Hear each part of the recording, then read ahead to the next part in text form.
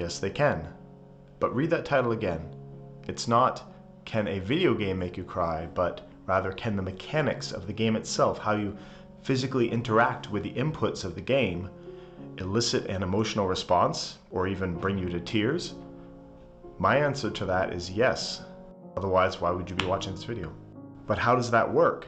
How is it that the act of pushing buttons on a controller or keys on a keyboard can create that deepest of human emotional responses? Well, let's have a look. It's no surprise that video games can make you tear up. Game developers are often good storytellers who understand that sympathetic characters and engaging stories will draw us further into the game and make us connect with it and its world. Didn't we cry in Final Fantasy VII when Ares died? We certainly cried in The Last of Us when Joel and Ellie had their emotional showdown halfway through the game, or in Red Dead Redemption, both of them, or Telltale's The Walking Dead, or in Mass Effect 3, Shadow of the Colossus, God of War, Hellblade, Assassin's Creed Revelations, Life is Strange, etc., etc. But all of these games have one thing in common: how they present the narrative. The story is told mostly through cutscenes, essentially making them mini-movies, and therefore familiar to us as a device to derive emotional reactions. So it's not then a big surprise that cutscenes and story arcs in games can move us. But what about the game mechanics themselves? Can the act of pressing buttons, the physical interaction with the game experience, in and of itself move us? At least in the following 5 cases, yes they can. By the way, big spoilers for the following games. But wait, before I begin, I'll say this. If you plan on playing any of these games, I recommend you do so in one session. They're all short games, play time about 1 to 3 hours, easily doable in one session. That continuity will strengthen the narrative, the flow of the mechanics, and allow for a more immersive experience. So let's take a look at my 5 favorite examples of video game mechanics making you emotional, ranked from nice to wow. Sometimes there is simply beauty in movement itself. A horse galloping across a field, a ballerina dance, a plastic bag on a breezy day. Or in this case, video game movements. When I first started The Wonderful Flower, I had to smile. Games don't get any simpler than this. You start using the controller's motion sensors to fly around as a single flower petal, soaring and diving and controlling the wind while trying to collect other flower petals, which sometimes culminate in bursts of radiance and joy as fields bloom and grasses explode in waves, all set to an ethereal soundtrack which soars and dives right along with you. Cliché as it is, how many of us have wanted to fly like a bird? Well, this is, I think, what it would feel like. This feeling of liquid freedom, and dare I say it, grace, permeates this game's controls. How often can you say a game's control scheme is graceful? Well, one more time anyway. From the same developer comes Journey, which recently made it onto many best games of the decade lists. Once again, the controls are minimal, mostly consisting of the movement of your nameless, mysterious cloaked character, climbing up high desert dunes and effortlessly gliding down the other side, launching into the air and floating down again while your robes flutter about you gracefully. There's that word again. Ever in search of that great mountain in the distance. Both of these games embody the wonder and the awe of nature, our world and our relationship to them, not just visually, but through the feeling of whimsically traversing them using these fluid game controls. Belonging to what is now condescendingly known as a walking simulator, What Remains of Edith Finch is a textbook study in creating a moving story.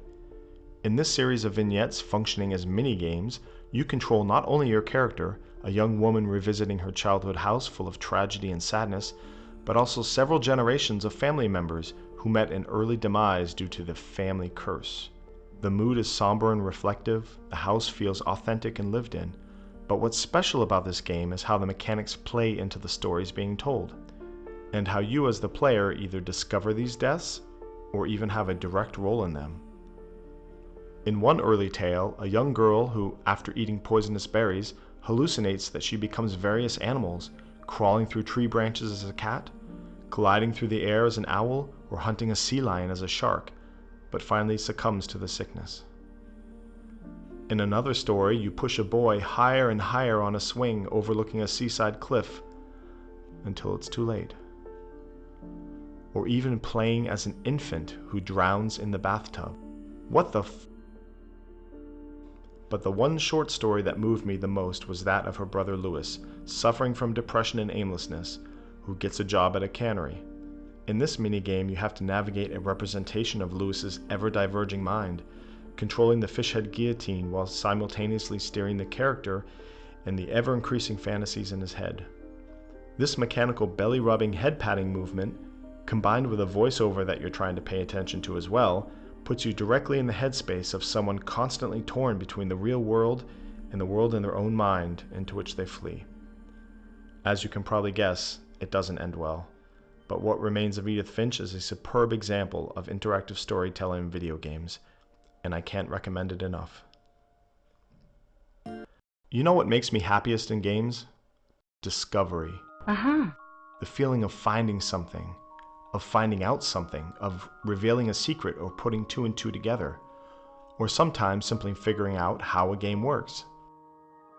The opening level in the unfinished Swan is so brilliant in idea and execution that it's amazing it had never been done before. It's, wait for it, wait, white, just white, all white everywhere you look.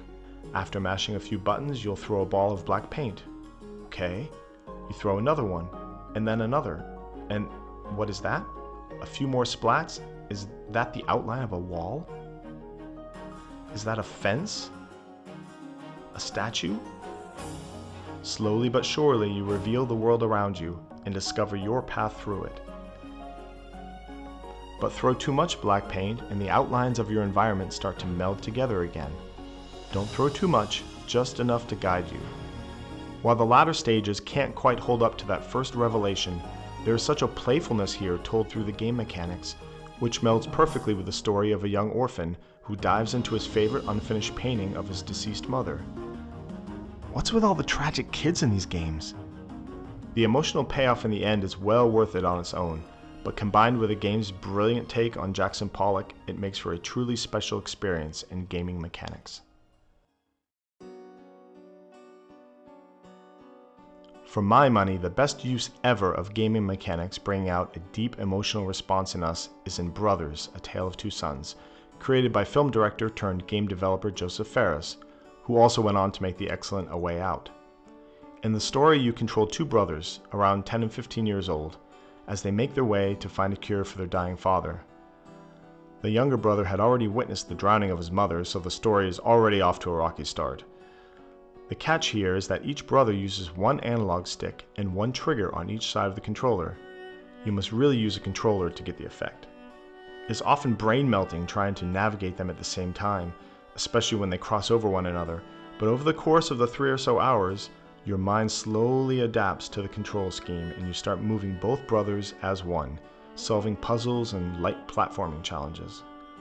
Because the younger one lacks height and strength, and is deathly afraid of water, understandably, he often requires his older brother's assistance to do things like swimming, reaching tall objects, or pulling heavy levers.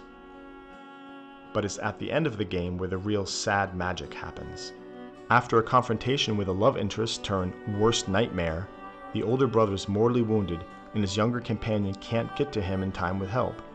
Exhausted and devastated, he wakes up the next morning and buries his brother. Scratch that. You bury his brother. Yes, this game makes you pull your brother's body into the grave and then push the dirt in on top of him. Suddenly, you're using only one side of the controller, which after hours of gameplay feels odd and unsettling, as if something is missing.